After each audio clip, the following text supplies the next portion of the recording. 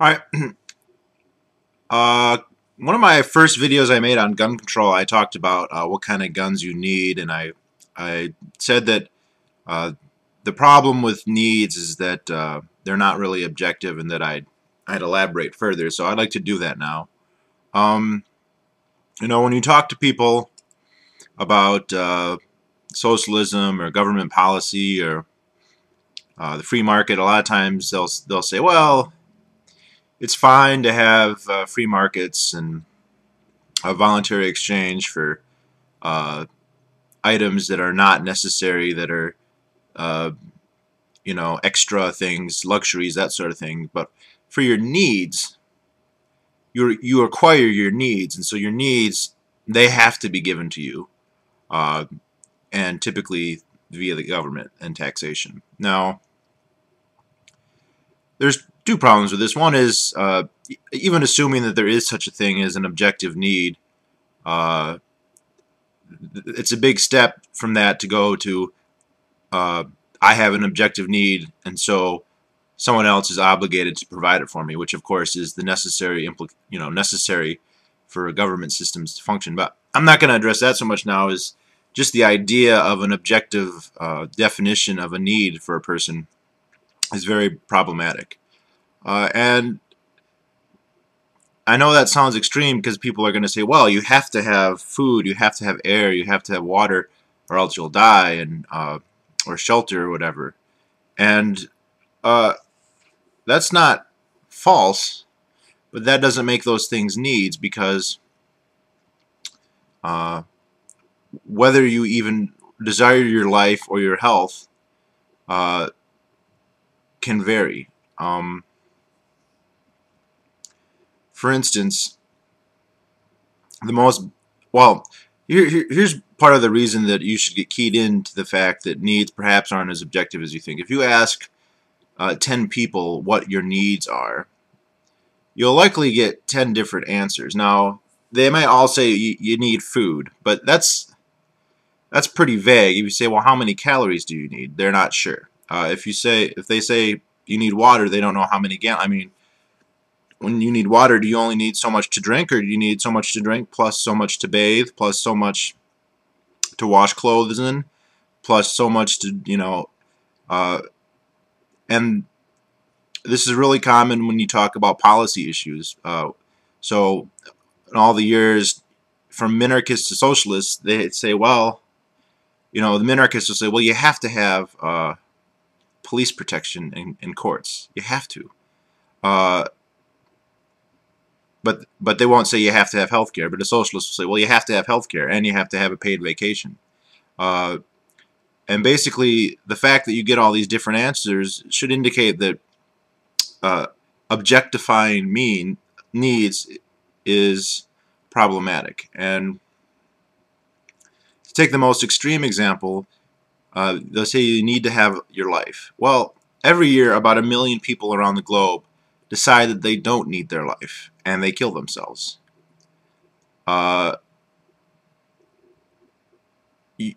They apparently would those people voluntarily decide to pursue ends other than air, food, and shelter. They decide that they value the end of their life more than all those things. Beyond that, there are the less extreme examples of people who risk their life to attain other ends. And the most dramatic example here would be thrill seekers. It always strikes me whenever I watch National Geographic. Every once in a while they'll have a show about people who free dive, who just hold their breath without any equipment and try and go as deep as they possibly can. And they use like these sleds to go down. They can go down several hundred feet. And they do it because, and it's deadly. I mean, it's very, very deadly. I think the ones who do it professionally, they stand a very high likelihood of dying, and they know that, and they don't want to die. They want to live. But I think I may have even heard, and this is true for other things like base jumping. I've heard of base jumps, popular base jumping locations where the mortality rate is 25%, and everybody who jumps there knows that.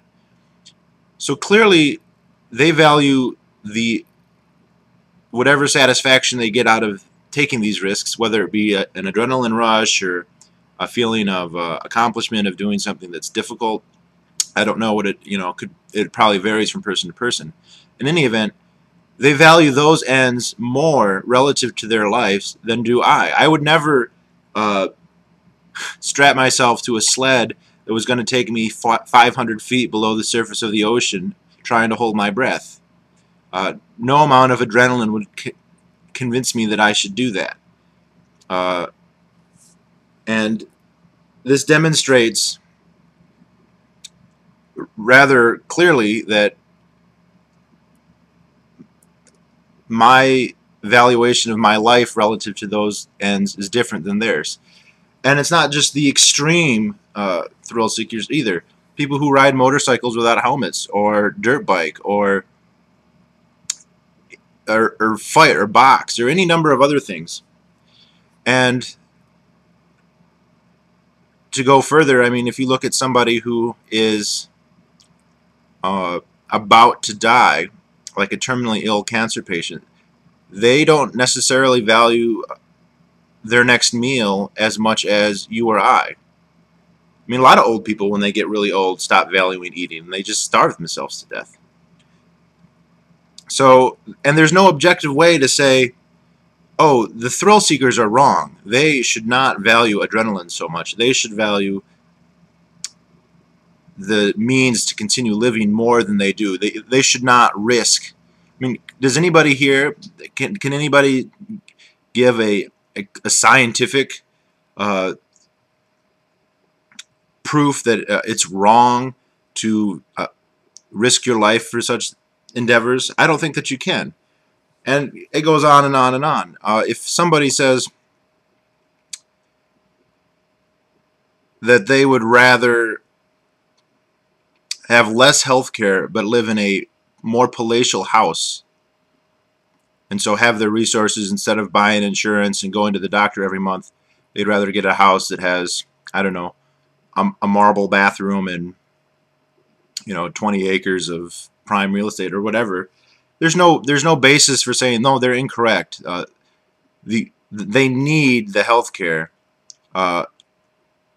more relative to the shelter, and so they are wrong for doing this. And so the only valid definition that needs are based on the subjective valuations of each individual. So if an individual person very well can say, well, I value my life, I value its continuation, so I need X, Y, and Z. And at that point, for that person and for their value scales, then you can be scientific about it. And I could say, well, I want to be healthy. And we can scientifically go, okay, well, you should have so many calories, you should do so much exercise, you should not eat certain things. However, if I say, well, I don't really value my health that much, I'd rather be a couch potato, or I'd rather work so much, I value money so highly that I'd be willing to work to the point that it's a detriment to my health, which is also something that's not that uncommon. It's rare, but people sometimes can work themselves to death voluntarily, and sometimes when they don't work themselves to death, they can work themselves into ill health. Quite knowingly. I mean, you see this in mine workers in coal mines who develop black lung disease, and they know they're developing it. I mean, this is also pretty obvious with smokers too. There aren't any smokers alive today probably who aren't aware of the health risks, and they still continue to do it. And there's no scientific way to say no, they don't need they need their fully functioning lungs more than they need tobacco. If they say they like the pleasure of having 10 years of their life smoking tobacco, there's no basis for saying that they're wrong. And so needs vary from person to person based on their subjective valuations. And any system that is predicated on some kind of standard basis of what everybody needs is fallacious. That they can't come up with a scientific valid definition that would apply to anybody but say one person.